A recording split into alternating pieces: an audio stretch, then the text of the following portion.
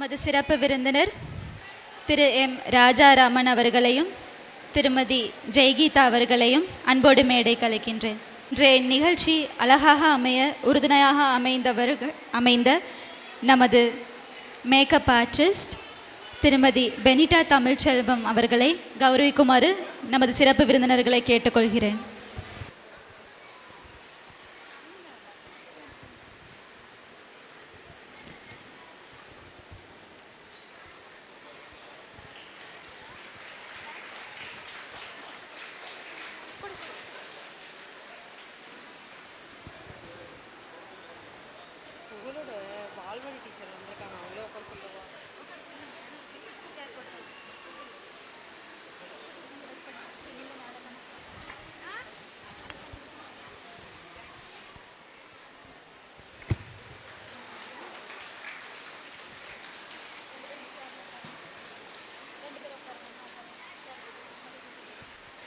இப்போது எங்களது சிறப்பு விருந்தினர் திரு எம் ராஜாராமன் அவர்களை எங்களுக்கு ஆசிகள் கூறி அன்புரையாற்றுமாறு அனைவரின் சார்பிலும் ஆவலாய் அழைக்கின்றேன்.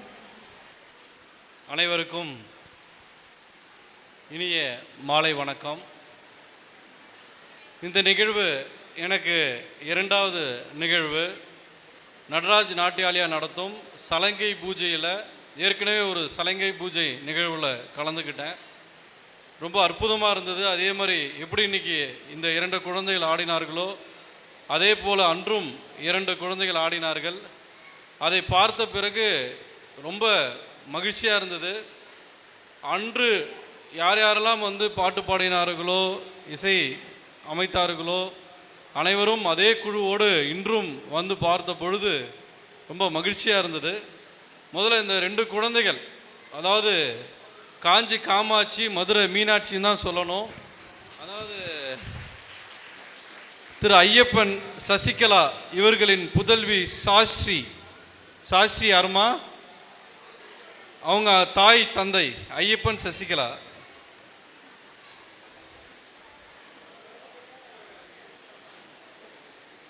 கேந்திர வித்யாலயா பள்ளியில் 3ஆம் வகுப்பு படிக்கிறாங்க. ஒரு பலத்த கைகோஷம் கொடுக்கலாம். ஒண்டர்ஃபுல் டான்ஸ், ரொம்ப அற்புதமாக இருந்தது. அதே மாதிரி பார்த்தீங்கன்னா சரவணன் கலைமிதி அவர்களுடைய புதல்வி புகழினி, அவங்களுடைய தாய் தந்தை எங்கே இருக்காங்க? வாங்கம்மா, இங்கே வாங்க, கிட்ட வாங்க. இவர்களுக்கும் பேரே ரொம்ப அற்புதமான பேர், புகழினி. தமிழில் இந்த மாதிரி பேர் வைக்கிறது குறைஞ்சிட்டு வருது. பட் உலகத்திலேயே பாரதியார் பாடியிருக்காரு, யாமறிந்த மொழிகளிலே தமிழ் மொழி போல் இனிதாவனது எங்கும் காணோம்னு. ஸோ எல்லாரும் முடிந்த அளவுக்கு தமிழிலேயே பேர் வச்சா ரொம்ப பாருங்கள், பேர் சொல்லும் போதே அவ்வளோ அழகாக இருக்கும். புகழினி ரொம்ப அருமையான பேர் வச்சுருக்காங்க. முதல்ல இந்த பெற்றோருக்கும் 2 குழந்தைகளுக்கும் நல்ல ஒரு பலத்த கரகோஷம் கொடுக்கலாம்.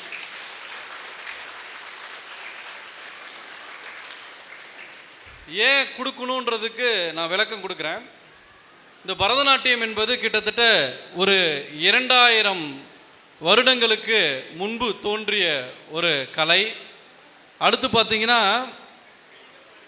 பரவாயில்ல, நன்றிம்மா, நன்றி. அதை கூப்பிட்டு உங்களை வாழ்த்தணுன்னு தான் கூப்பிட்டா. நன்றி, ரொம்ப நன்றி.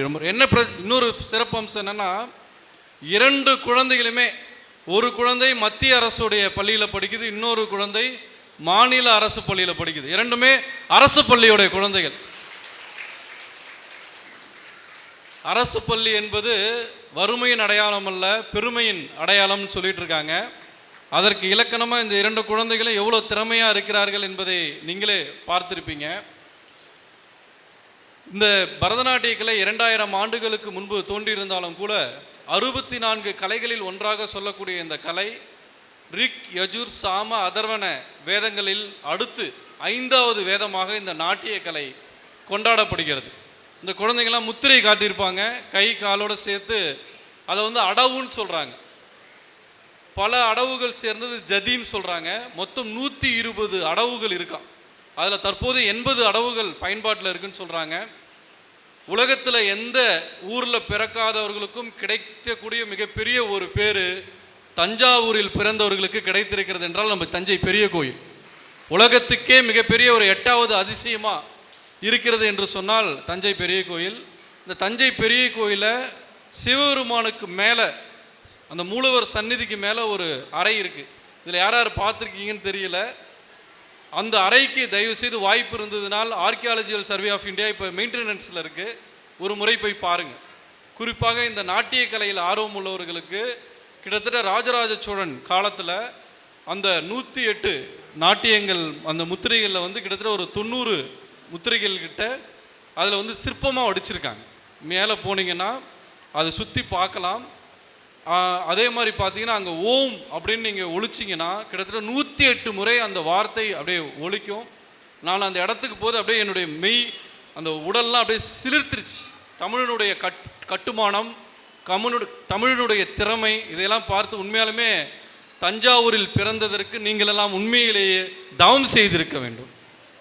ஏன்னா இந்த மாதிரி ஒரு ஊரில் நான் எவ்வளோ ஊருக்கு போயிட்டு வந்திருக்கேன். என்னுடைய சொந்த ஊர் வந்து கள்ளக்குறிச்சி, பிறந்து வளர்ந்ததெல்லாம் கள்ளக்குறிச்சி, அப்பாவுக்கு சொந்த ஊர் சேலம். நான் எவ்வளவோ ஊருக்கு போயிருக்கிறேன், எங்கேயும் இந்தியா முழுக்க போயிருக்கேன். ஆனால் தஞ்சாவூரை போன்ற ஒரு அழகான ஊரை நான் எங்கேயுமே பார்த்ததில்லை.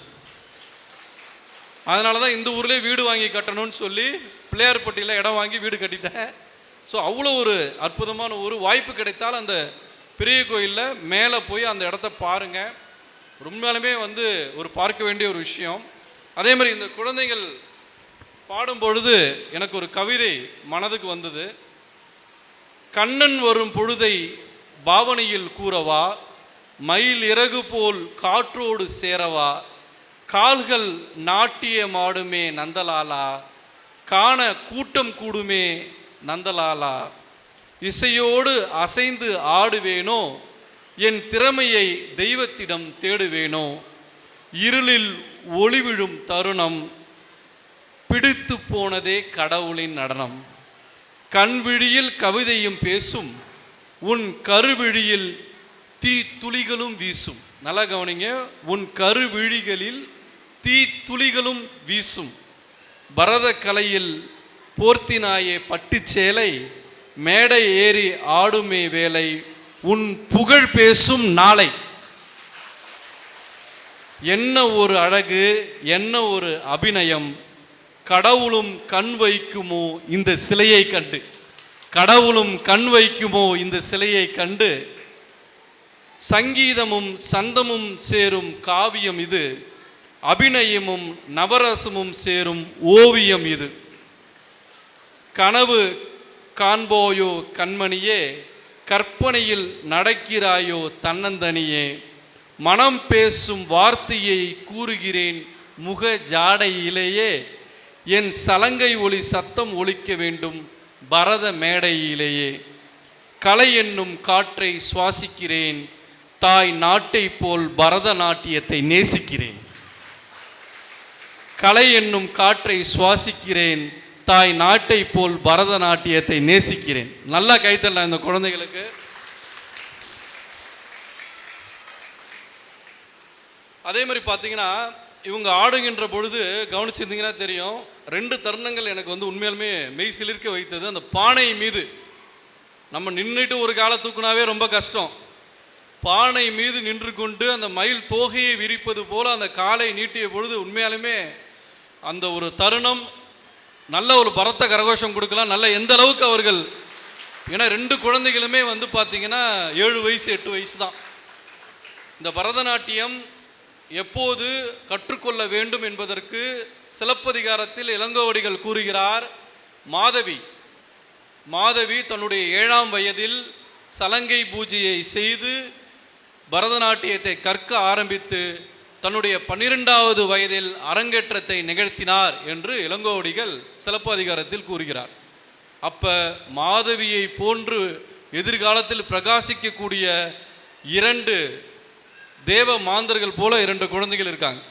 ரொம்ப அற்புதமான ஒரு நடனத்தை ஆடியிருக்காங்க. அதே மாதிரி அந்த முருகன் பாடலை ஆடவான் போது நிறைய பேர் யார் கவனிச்சிங்கன்னு தெரில, அந்த மயில் போல அந்த கழுத்துக்கு ஒரு அபிநயம் காமிச்சாங்க. ஒரு முறை காட்டுங்க. இந்த மயில் போல குமரவா பாட்டுக்கு ஆடினீங்கல்ல, அப்போ மயில் போல அப்படி கழுத்து ஆட்டினீங்களே, ஒரு முறை ஆட்டி காட்டுங்க. மயில் மாதிரி. Very good. இன்னொரு முறை நல்லா கைத்தட்டலாம். இதுதாங்க அந்த அபிநயம் என்பது. இதுதான் அந்த அபிநயம். ஏன் குழந்தைகளுக்கு, குறிப்பாக பெண் குழந்தைகளுக்கு ஏன் பரதநாட்டிய கலையை சொல்லித்தர வேண்டும் என்று சொன்னால், இன்னைக்கு இந்தியா முழுக்க கதகளி, கதக் என்னென்னமோ ஒவ்வொரு மாநிலத்திற்கும் ஒவ்வொரு பாரம்பரிய நடன அமைப்புகள் இருந்தாலும் கூட எந்த ஒரு நடன அமைப்புக்கும் இல்லாத ஒரு சிறப்பு பரதநாட்டியத்திற்கு இருக்கிறது என்று சொன்னால், இது உடலுக்கும் பயிற்சி, மனதிற்கும் பயிற்சி, மூளைக்கும் பயிற்சி, மூணுக்குமே. அதாவது உடலுக்கு பார்த்தீங்கன்னா பரதநாட்டிய கலையை ஆடுகின்ற பொழுது தலை முதல் கால் வரை உள்ள அனைத்து நரம்புகள், தசைகள் அனைத்துக்கும் பயிற்சி கொடுத்து அனைத்து இடங்களும் ஆக்டிவேட் ஆகுதான்.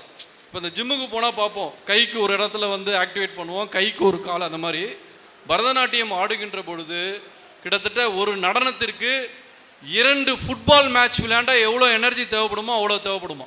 அப்போ உடல் எவ்வளோ டயர்டாகும்னு பார்த்துங்க. அதே மாதிரி மூளை இப்போ நீங்கள் ஃபுட்பாலோ, வாலிபாலோ, கிரிக்கெட்டோ விளையாடும் போது மூளையின் ஒரு பகுதி மட்டும்தான் செயல்படும். ஆனால் நீங்கள் பரதநாட்டியம் ஆடுகின்ற பொழுது கை, கால், அதாவது விழிகள் எல்லாம் சேர்ந்து பார்த்தீங்கன்னா ஒரே மாதிரி ஆடும். அப்போ மூளையின் 2 பகுதிகளும் ஆக்டிவேட் ஆகுமா. அப்போ இதனால் என்ன சார் நமக்கு பெனிஃபிட் அப்படின்னு பார்த்தீங்கன்னா, ஒரு குழந்தை தன்னுடைய வாழ்நாளில் சின்ன வயசுலேருந்து இந்த பரதக்கலையை ஆட ஆரம்பித்து விட்டாள் என்று சொன்னால் தன் வாழ்நாளில் அவளுக்கு கவன சிதறலே ஏற்படாது. ஒரு விஷயத்தை செய்கின்ற பொழுது 100க்கு 100% அதிலே தான் கான்சன்ட்ரேஷன் இருக்குமா. அதுவும் இன்றைக்கி இருக்கக்கூடிய காலகட்டம் நமக்கே தெரியும். இன்றைக்கி பார்த்தீங்கன்னா நிறைய டிஸ்ட்ராக்ஷன்ஸ் இருக்குது, செல்ஃபோன் இருக்குது, நிறைய அதன் மூலயமா நிறைய டிஸ்ட்ராக்ஷன்ஸ் இருக்குது. அந்த மாதிரி டிஸ்ட்ராக்ஷன்லாம் இல்லாமல் நம்ம பெண் குழந்தைகள் இது போன்ற ஒரு கலைகளில் கவனம் செலுத்தி அவர்கள் வளர்வதற்கு ஒரு உன்னதமான கலை என்று சொன்னால் அது தெய்வத்தால், சிவபெருமானால் நமக்கு அருளப்பட்ட இந்த பரதநாட்டியம். இந்த பரதநாட்டியத்தில் இன்னொரு சிறப்பு என்னன்னு பார்த்தீங்கன்னா, எங்கே வேணாலும் கற்றுக்கலாம். அதாவது கொட்டுப்பட்டாலும் மோதிர வரலால் குட்டுப்படணும்னு சொல்லுவாங்க. அதில் இதனுடைய நடராஜ நாட்டியாலயோடைய குரு திருமதி விஜயலட்சுமி அவர்கள் கிட்டத்தட்ட 30 ஆண்டுகளுக்கும் மேலாக இந்த நாட்டியாஞ்சலி மூலிமா கிட்டத்தட்ட 100 ஸ்டூடெண்ட்டுக்கு மேலே பயிற்சி கொடுத்துருக்காங்க. பல அரங்கேற்றங்களை நடத்திட்டு இருக்காங்க. அவங்க பாடுறதே நம்ம கேட்டிருப்போம். நட்டுவாங்கம் பண்ணும்போது அவங்க பாடினது ரொம்ப அற்புதமாக பாடினாங்க. இவர்கள் போன்றவர்கள் எல்லாம் நமக்கு தஞ்சாவூருக்கு கிடைத்தது மிகப்பெரிய ஒரு வரம் என்று தான் சொல்ல வேண்டும். அவர்களுக்கும் ஒரு பலத்த கரகோஷத்தோடு. அதே மாதிரி இன்னொரு முக்கியமான விஷயம், பரதநாட்டிய கலையை ஏன் கற்றுக்கொள்ள வேண்டும் என்று சொன்னால், பரதநாட்டிய கலையில் இருப்பவர்களுக்கு வயசே ஆகாதான். ஏனென்று சொன்னால் அவர்கள் தலையிலிருந்து கால் வரைக்கும் அந்த நடன பயிற்சியிலையும் மன ஒருமைப்பாட்டிலையும் அது கடவுளை நினைத்து அந்த ஆடுகின்ற பொழுது உலகமே அவர்களுக்கு மறந்துருமா. அப்படி இருக்கிறப்ப அவர்களுக்கு வயதே ஆகாதான். அந்த மேடத்தை பார்த்தாவே நமக்கு தெரியுது. ஸோ அந்த அளவுக்கு அந்த பரதநாட்டியத்துடைய சிறப்பு இருக்கிறது. அதே மாதிரி பார்த்தீங்கன்னா, இந்த நிகழ்ச்சிக்கு வந்த அந்த பாடல் பாடிய ஐயா ராஜேஷ் பாபு ஐயா அவர்கள் நல்ல அருமையான குரல், நல்லா கைத்தட்டலாம். முருகா வேலவான்னு கேட்கும்போது அப்படியே அந்த முருகனையே காதுகளின் மூலமாக முருகனை உணர வச்சுட்டாரு. அதே மாதிரி மிருதங்கம் பிரேம்குமார் ஐயா, அதே மாதிரி ஃப்ளூட் வாசித்த குகணேஸ்வரன் ஐயா அவர்கள் ரொம்ப அருமையாக ஃப்ளூட் வாசித்தார். அதே மாதிரி வயலின் கோவிந்தபுரம் பாலாஜி ஐயா நல்ல ஒரு பலத்த கரகோஷம் கொடுக்கலாம். ஏன்னா இதெல்லாம் இன்றைக்கி நாம் தான் நம் கலைகளை போற்றி பேணி காக்க வேண்டும். இன்றைக்கி தமிழ்நாட்டிலே கலைகளின் தலைநகரம், ஏன் இந்தியாவிலேயே கலைகளின் தலைநகரம் என்று சொன்னால் அது தஞ்சாவூரை தான் சாரும். ஏன்னா அந்த அளவுக்கு நம்ம தஞ்சாவூர் மண் என்பது கலைகளின் தலைநகரமாக கலைகளை வளர்த்த ஒரு நகரம். அப்படி இருக்கிறப்ப அதை நம்ம பார்க்கணும். அதே மாதிரி ஃபோட்டோஸ் வீடியோஸை சிறப்பாக ஏற்பாடுத்தி கொடுத்த ஐயப்பன் ஐயா, அதே மாதிரி மேக்கப் போட்ட பெனிதா தமிழ்செல்வன் அவர்களுக்கும் நல்ல ஒரு பலத்த கரகோஷம் கொடுக்கலாம். இந்த எக்ஸ்ட்ரா கரிக்குலர் ஆக்டிவிட்டீஸ் இதெல்லாம் எதுக்கு நாம் பண்ணணும் அப்படின்னு நீங்கள் நினைக்கலாம். சார் இன்றைக்கி என்ன ஆனாலும் ஒரு குழந்தையுடைய ஒருத்தனுடைய வெற்றியை எதை வைத்து நாம் தீர்மானிக்கிறோன்னு பார்த்தா அவர்களோட எவ்வளோ பணம் சம்பாதிக்கிறார்கள். நம்ம குழந்தை படித்து முடிச்சுட்டு டிசிஎஸ்லேயோ இல்லை டாக்டருக்கு நீட்டுக்கு படிச்சுட்டு டாக்டராயோ என் பிள்ளை எவ்வளோ சம்பாதிக்கிறான் என்பதை வைத்து தான் இன்று சமுதாயம் அந்த குழந்தையுடைய வெற்றியை தீர்மானிக்கிறது. ஆனால் அது கிடையவே கிடையாது. உங்கள் குழந்தை வளருகின்ற பொழுது எவ்வளவு தன்னம்பிக்கை உள்ளவராக, எந்த ஒரு சவால்களையும் எதிர்கொள்ளக்கூடிய துணிச்சல் மிக்கவராக, எதையும் தாங்கக்கூடிய ஒரு வலிமை பொருந்தியராக அந்த குழந்தை வளர்கிறது என்பதில் தான் அந்த குழந்தையுடைய வெற்றி அமைந்திருக்கிறது. இப்போ நான் படிக்கின்ற பொழுது நிறைய பேச்சு போட்டி, பாட்டு போட்டி, டான்ஸ் போட்டி எல்லாத்துலேயும் என் பேரை கொடுப்பேன். எனக்கெல்லாம் ஆடவே வராது, பாடவே வராது, ஆனால் பேர் கொடுப்பேன். ஏன் தெரியுங்களா? வாழ்க்கையில் ஜெயிச்சவனுக்கும் வரலாறு உண்டு, தோத்தவனுக்கும் வரலாறு உண்டு. வேடிக்கை பார்த்தவனுக்கு என்றைக்குமே வரலாறு கிடையாது. வாழ்க்கையில் ஏதாவது நம்ம பண்ணணும். நம்ம பாடுவோம், டான்ஸ் ஆடுவோம், அது பார்க்குறவங்களுடைய பிரச்சனை. நமக்கு என்ன பிரச்சனை? பாட்டு பாடுறத நம்மளுடைய வேலை. அது நல்லா இருக்கா நல்லா இல்லைன்னா அது கேட்குறவங்க தான் கவலைப்படணும். ஸோ குழந்தைகளை சின்ன வயசுலேருந்தே எல்லாத்துலேயும் எக்ஸ்ட்ரா கரிக்குலர் ஆக்டிவிட்டீஸ், இந்த பரதநாட்டியம் போல் ஏதாவது ஒரு ஸ்போர்ட்ஸ்லேயும் அந்த குழந்தைகளை என்கேஜ் பண்ணுங்கள். தயவு செய்து இந்த செல்ஃபோன் என்னும் அரக்கனை அந்த குழந்தைகளிடமிருந்து கொஞ்ச நாள் ஒதுக்கி வைங்க. செல்ஃபோன் கொடுத்தாலும் தயவு செய்து அந்த கேம்ஸை தயவு செய்து கொடுக்காதீங்க. இங்கே தஞ்சாவூர் டிஆர்ஓ என்னுடைய ஃப்ரெண்டு இருக்காங்க, மேடம் ஜனனி சௌந்தர்யான்னு. அவங்க நேற்று என்கிட்ட பேசும்போது சொன்னாங்க, அவங்க பையன் வந்து 3rd ஸ்டாண்டர்ட் படிக்கிறான். அந்த பையனுக்கு என்ன பண்ணாங்களாம், ஃபோனில் வந்து அவனும் அடம்பிடிப்பான் எல்லா குழந்தை மாதிரியும். இவங்க என்ன பண்ணாங்களா, அதில் இருந்த கேம்ஸ் எல்லாம் அன்இன்ஸ்டால் பண்ணிவிட்டு கூகுள் வாய்ஸ் அசிஸ்டண்ட்னு கேள்விப்பட்டிருப்பீங்க, அதில் ஒரு ஆப் இருக்குது. நீ என்ன பண்ணணும், எந்த டவுட்டாக இருந்தாலும் நீ அதுகிட்ட கேள்றா, உனக்கு ஆன்சர் பண்ணணும்னு சொல்லி கொடுத்துட்டாங்க. இன்றைக்கி அந்த பையன் அவனுக்கு ஹிஸ்ட்ரியில், ஏன்னா யூடியூப்புன்றது உலகமே அதில் இருக்குது, ஒரு ஃபோனில் உலகமே இருக்குது. அதை எப்படி பயன்படுத்துகிறோம் என்பதில் தான் நம் குழந்தைகளுடைய வெற்றியும் தோல்வியும் அடைந்திருக்கிறது. அந்த பையன்கிட்ட சொன்னோன்னே அவனுக்கு ஆட்டோமேட்டிக்காக நிறைய பார்த்துருக்கான், ஹிஸ்ட்ரி, ஜியாகிரஃபி, எக்கனாமிக்ஸு, அதான் நிறைய வருது. அதில் பார்த்துட்டு அந்த பையனுக்கு வந்து ஹிஸ்ட்ரி மீது ஒரு ஈடுபாடு வந்துருச்சு.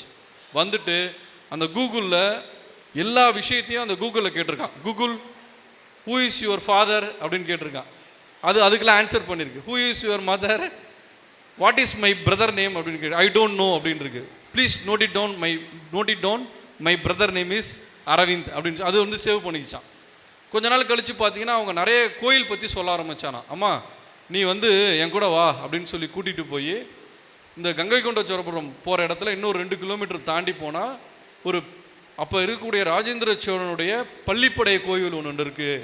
பாண்டியர்கள் அது தெரிஞ்சால் அதை அழிச்சிடுவாங்கன்னு சொல்லி அது தெரியக்கூடாதுன்னு அவங்க வந்து அதை மறைச்சிட்டாங்க அப்படின்னு சொல்லி போனால் அந்த ஒரு கோயில் சிதிலமடைந்த நிலையில் இருக்கான்.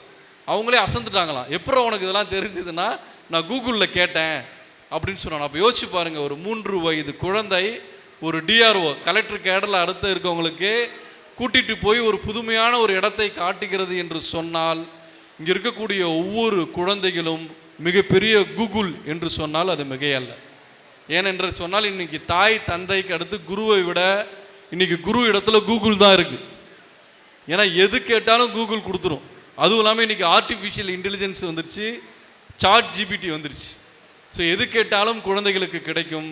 அந்த குழந்தைகளை நல்ல விதமாக அவர்களை பழக்கி அவர்களை வளர்ப்பதில் தான் நமக்கு வெற்றி அடைந்திருக்கிறது என்று சொல்லி வாழ்க்கையில் இந்த மாதிரி சின்ன சின்ன விஷயங்கள்லாம் அவங்களை என்கரேஜ் பண்ணுங்கள். நான் இந்த மாதிரி எக்ஸ்ட்ரா கரிக்குலர் ஆக்டிவிட்டீஸில் இன்ட்ரெஸ்ட் இருந்ததுனால தான் தூர்தர்ஷனில் நியூஸ் வாசிக்கக்கூடிய வாய்ப்பு எனக்கு கிடைச்சிது. தூர்தர்ஷனில் நான் ஐஏஎஸ் படிக்கிறப்ப எனக்கு வசதி, என்கிட்ட வந்து நாங்கள் தங்கி படிக்கிறதுக்கு வசதி இல்லாதப்ப நான் தூர்தர்ஷனில் செய்தி வாசித்து கொண்டே ஐஏஎஸ் படிப்பதற்கு உதவியது இது போன்ற எக்ஸ்ட்ரா கரிக்குலர் ஆக்டிவிட்டீஸ் தான்.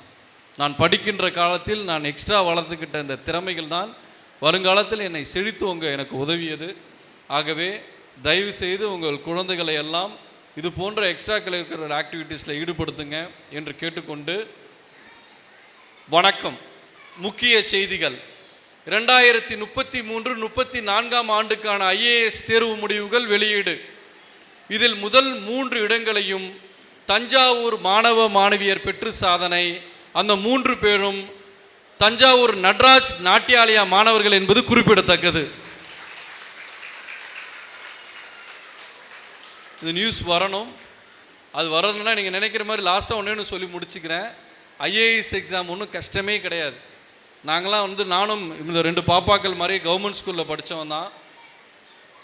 எங்கள் அப்பாவும் வசதி இல்லை. எங்கள் அப்பா 8th ஸ்டாண்டர்ட், அம்மா 5th ஸ்டாண்டர்ட் வந்திருக்காங்க, அம்மாவும் அப்பாவும். ஆனால் நான் வெற்றி பெற்று ஜெயிப்பதற்கு மிக முக்கிய காரணமாக இருந்தது என்னென்னா, என்னுடைய பெற்றோர்களுடைய ஊக்குவிப்பு.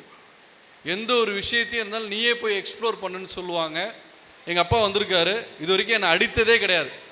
சின்ன வயசுலேருந்து என்னை அடித்ததே கிடையாது. எப்பயும் ஒரு 10 ரேங்க்குள்ளே வந்துடுவேன். ஒரு வாட்டி 15ஆம் ரேங்க் போயிட்டேன். அப்போ எங்கள் அப்பா என்ன சொன்னார், நீ போய் பக்கத்தில் திருப்பதி சாமி கடையில் போய் வசூல் வாங்கிட்டு வான்னு சொன்னார்.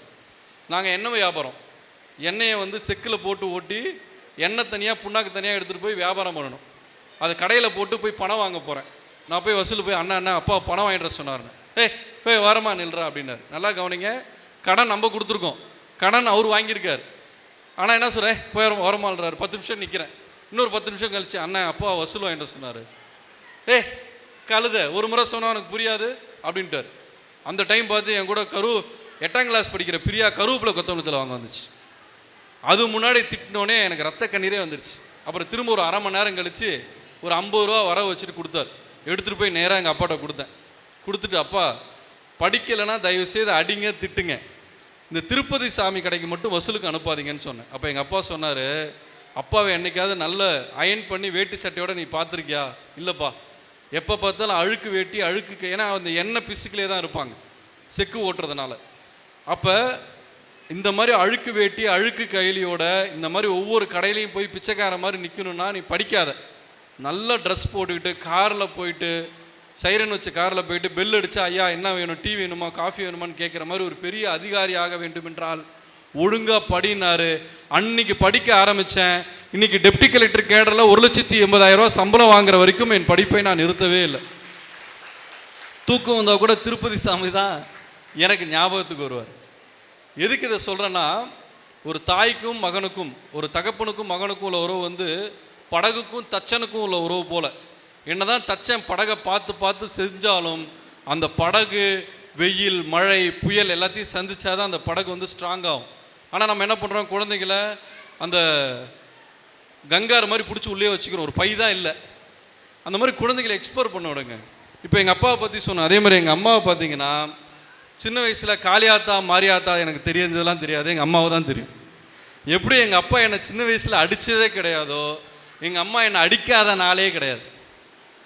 எவ்வளோ டெரர்னா, இதே மாதிரி எங்கள் அப்பா வந்து ஒரு ஊருக்கு போயிட்டார். ரேங்க் கார்டில் எப்பயும் எங்கள் அப்பா தான் ஏமாற்றி கையெழுத்து வாங்கிடும். எங்கள் அம்மாட்ட போய் கையெழுத்து வாங்க போகிறேன்னா எங்கள் அப்பா ஊருக்கு போயிட்டார். அப்போ டீ ஆற்றிட்டு இருந்தாங்க. எத்தனா ரேங்க்குன்னாங்க, 12ஆம் ரேங்க்குன்னு. இதுக்கு முன்னாடி எத்தனா ரேங்க்குன்னாங்க, 3ஆம் ரேங்க்குன்னு. அப்படியே டீ எடுத்து மூஞ்சிலே ஊற்றுனாங்க. கீழே குனிஞ்சிக்கிட்டோம், செவுத்தில் அடிச்சுது.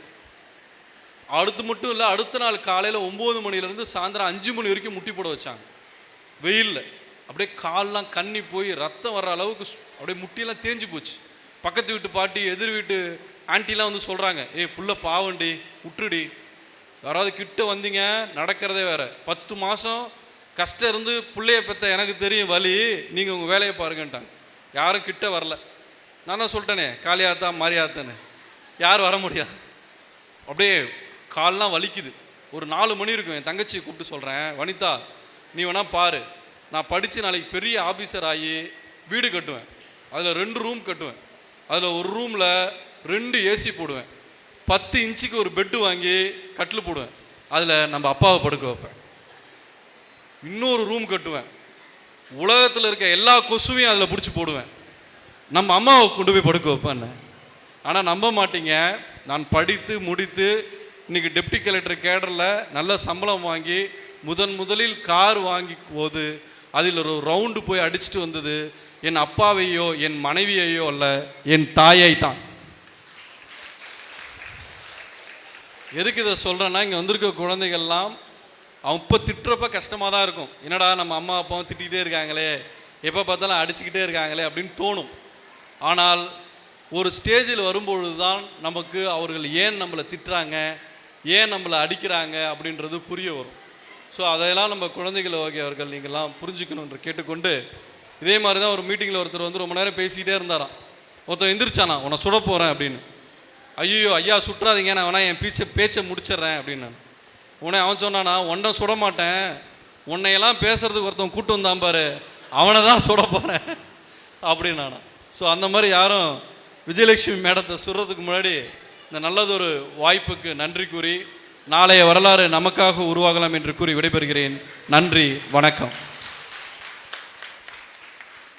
மிகவும் அருமையாக நமக்கு அன்புரையாற்றியமைக்கு மிக்க நன்றி ஐயா.